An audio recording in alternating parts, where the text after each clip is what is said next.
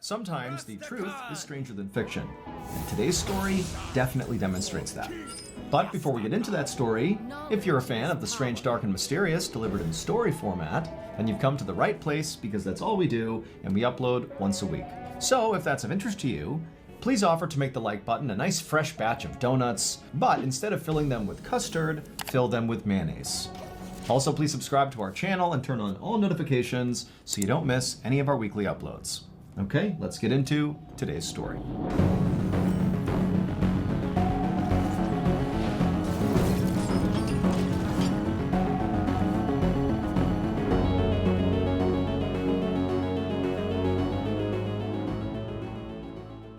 On the afternoon of July 18, 1997, a man was driving down a road surrounded on both sides by trees in a rural part of Wisconsin called Douglas County. There were no other cars on the road, and so this guy was driving pretty fast. And as he rounded this bend in the road, something out the passenger side window on the side of the road in the grass caught his eye. He couldn't tell what it was, but it was a pretty big object, and after he drove right past it, he just couldn't stop thinking about it. Like, whatever it was, it just seemed out of place. And so for whatever reason, this man felt compelled to actually stop and go see what it was. And so he slowed down and parked on the shoulder, he got out, and began walking along the road back in the direction of this object.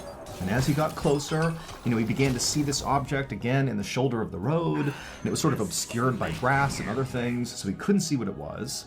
But as he got closer, he saw the object was pretty big, and it was all white. And as he took a few more steps and got within maybe 20 or 30 feet, he finally got a better look at this object, and he just froze. Because the object was a man wearing all white. A white suit, a white belt, white shoes, all white, and he was laying on the side of the road, just totally motionless. And for a second, the driver thought, maybe this guy is sleeping. But after taking only a few more steps and getting a totally unobstructed view at this guy, he saw there was a gaping hole in this man's chest. He was obviously dead. And so the driver turned around, ran back to his car, sped to the nearest house, and called 911. The next morning, a Douglas County detective named Stephen Long was sitting at his desk looking at the photos of the dead man in white. This murder case was less than 24 hours old, but already this was one of the weirder cases that this detective had ever been assigned to. The victim had pretty much immediately been identified because he was carrying on his person his wallet, and in his wallet was his driver's license, and so they knew who he was. But the man in white's identity actually made the whole case more confusing, not less. And Mark had no obvious ties to the area, so what was this rich guy doing 3 hours from home, dressed all in white, getting shot to death on the side of the road? Like, it didn't add up. The dead man was a 45-year-old millionaire named Mark Foster. Mark lived 3 hours away in Minneapolis, Minnesota, and had no discernible ties to Douglas County, and so the detective was thinking, like, what is this rich guy doing here, dressed head to toe, all in white, getting murdered on the side of some local random back road? But things only got more confusing from there. After the medical examiner did Mark's autopsy, he told Detective Long that he had discovered a note inside of Mark's shoe. And the note just said, "Jack Frazier isn't here, but it's Jimmy Bailey, or a lookalike? I hope I'm okay."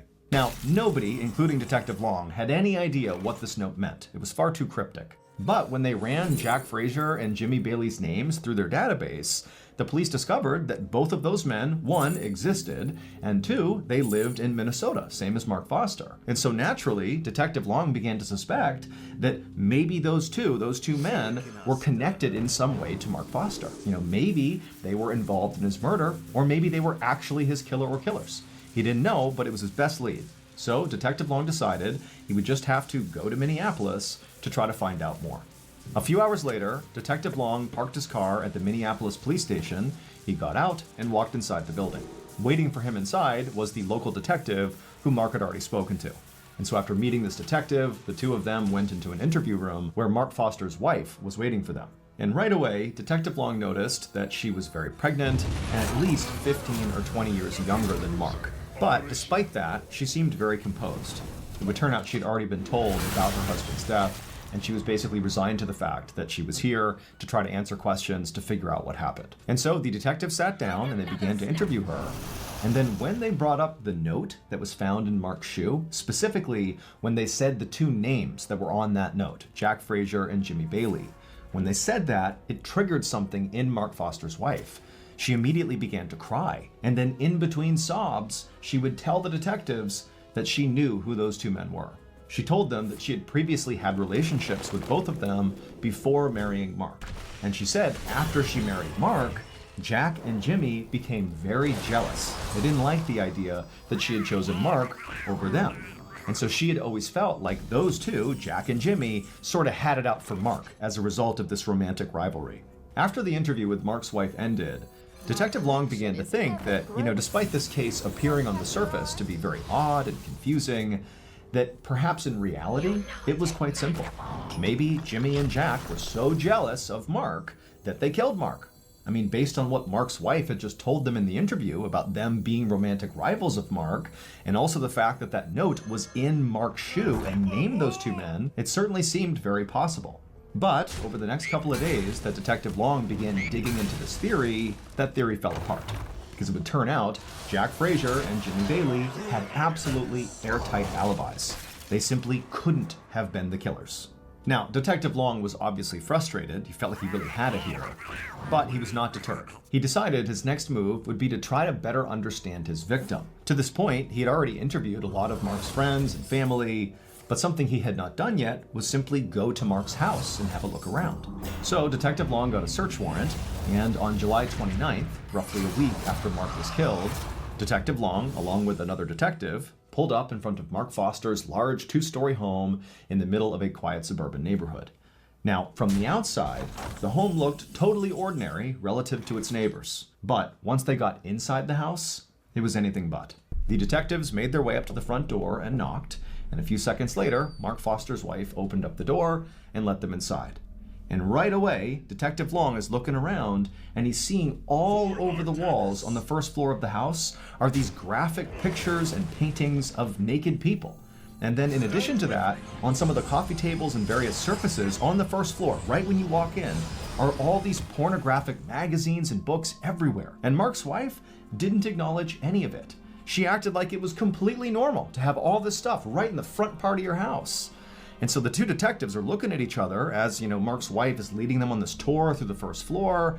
And at some point, Detective Long just said, hey, Mrs. Foster, why don't you have a seat on the couch and you just let us take a look around your house on our own? And so she said, okay. She sat down on the couch, and then the two detectives, they left the living room, went back to the front of the house, and made their way upstairs.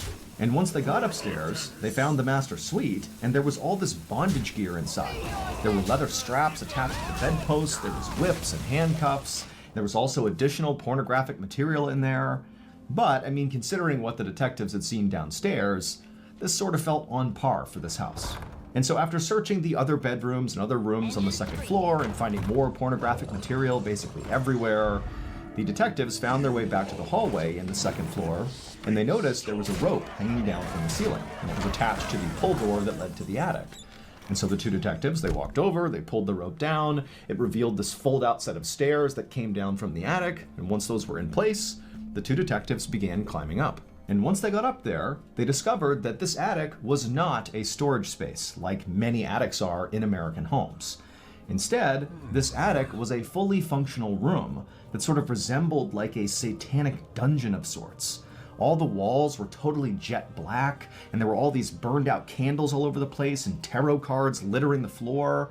And on the back of the attic, basically all the way on the other side, there was what appeared to be an altar that sort of overlooked the entire room. And on the altar were more candles, and there was a voodoo doll. It's totally creepy. And the two detectives are looking at each other like, what's going on here? And so the detectives, they climbed all the way into the attic, and then slowly began walking across towards the altar. And when they got close enough to actually see the altar up close, they just froze. Because sitting on the altar, in addition to the candles and the voodoo doll, were two business cards. Their own business cards. Hey, it's Mr. Ballin here, and I am so excited to tell you all about a brand new podcast from Ballin Studios called Redacted Declassified Mysteries, hosted by the incredible Luke LaManna. From covert government experiments to bizarre assassination attempts, Redacted dives deep into the astonishing true stories of uncovered secrets, lies, and deception within the world's most powerful institutions. Governments and military services around the globe have always cloaked themselves in secrecy. But history shows that when you try too hard to hide something, it only makes people more curious.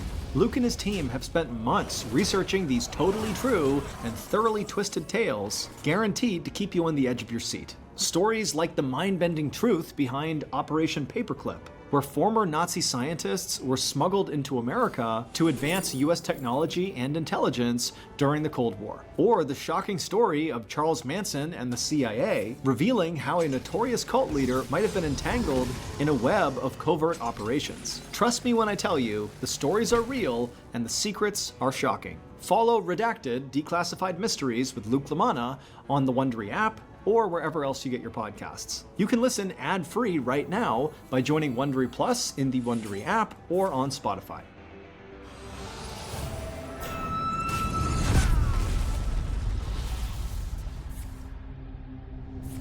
Detective Long and his partner immediately went downstairs and confronted Mark's wife about the attic. Like, what's going on up there? Why are our business cards on your altar? But Mark's wife, the second that attic was mentioned, went silent. She refused to speak about anything to do with the attic. And so after a minute, realizing this conversation was going nowhere, Detective Long and his partner called for backup. And as they waited for backup, the two of them stepped away from Mark's wife and began speculating, like, is this a cult? Was Mark a part of a cult that ran it out of his attic? Like, what's going on here? And are we being targeted by the cult? Is that why our names are on the altar? A few minutes later, backup arrived, and they would do a much more extensive search of the property. But other than finding more pornographic materials and, bondage gear,